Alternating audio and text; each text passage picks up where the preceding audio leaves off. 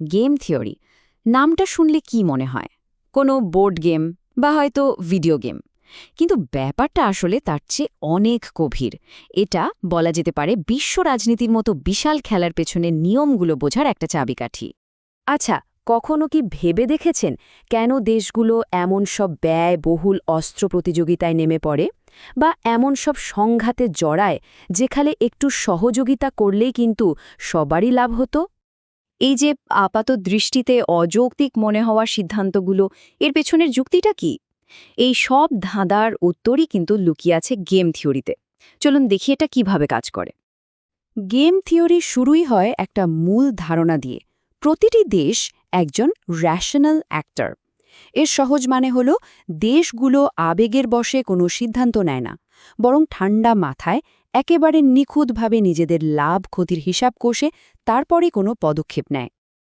আর এই যে লাভ ক্ষতির হিসাব নিকাশ, এটা বোঝার জন্য একটা দারুণ টুল ব্যবহার করা হয়, যার নাম পে অফ ম্যাট্রিক্স।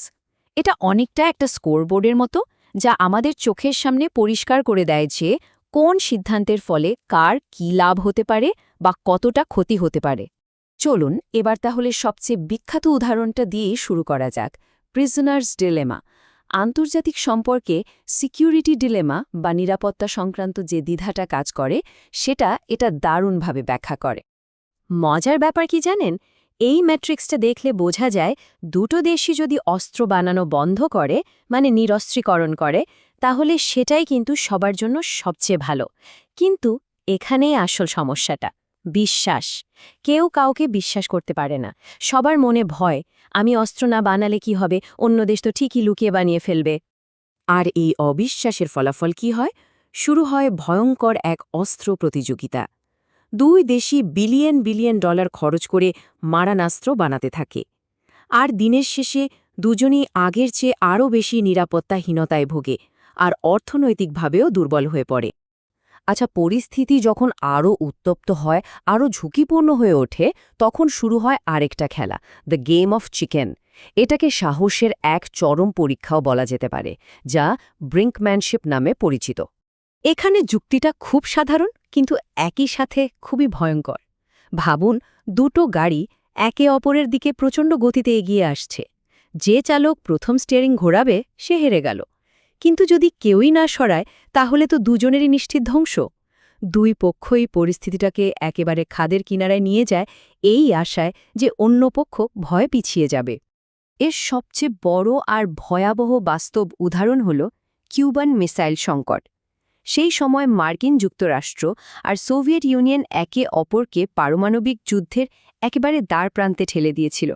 সৌভাগ্যবশত শেষ মুহূর্তে একটা পক্ষ পিছিয়ে এসেছিল বলেই সে যাত্রায় বিশ্ব রক্ষা পেয়েছিল। আচ্ছা, সব খেলাই কি সংঘাতের, নাকি সহযোগিতারও কোনো সুযোগ আছে? দ্য স্ট্যাগ হান্ট নামের এই খেলাটা আমাদের দেখায় কিভাবে সম্মিলিত লক্ষ্যের সাথে ব্যক্তিগত স্বার্থের একটা দ্বন্দ্ব তৈরি হয়। ব্যাপারটা অনেকটা এরকম। ধরুন, একদল শিকারী জঙ্গলে গেছে। সবাই যদি একসাথে মিলে চেষ্টা করে, তাহলে একটা বড় হরিণ শিকার করতে পারবে, যা দিয়ে সবার কয়েকদিনের খাবারের ব্যবস্থা হবে। কিন্তু যে কোনো একজন যদি ভাবে, ধুর, হরিণের জন্য কি এত অপেক্ষা করবে, আর একা একা একটা ছোট খরগোশ শিকার করতে চলে যায়, তাহলে কিন্তু বড় শিকারটা হাতছাড়া হয়ে যাবে, আর বাকিরা কিছুই পাবে না। আর এই উদাহরণটা কিন্তু জলবায়ু পরিবর্তনের মতো একটা বৈশ্বিক সমস্যাকে খুব ভালোভাবে ব্যাখ্যা করে। এখানে বড় হরিণ হলো একটা সুস্থ ও স্থিতিশীল জলবায়ু, যা সবার জন্যই দরকারি।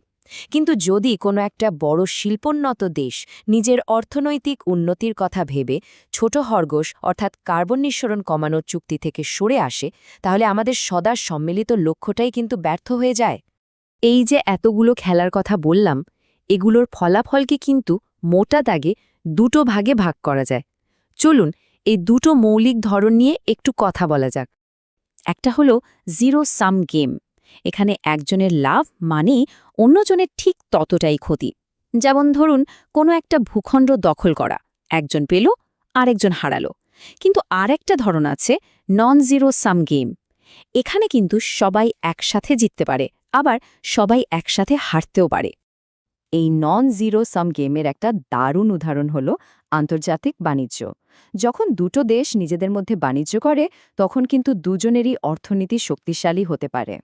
এখানে সবাই বিজয়ী হওয়ার সুযোগ পায়, যা একটা জয়-জয় বা উইন-উইন পরিস্থিতি তৈরি করে।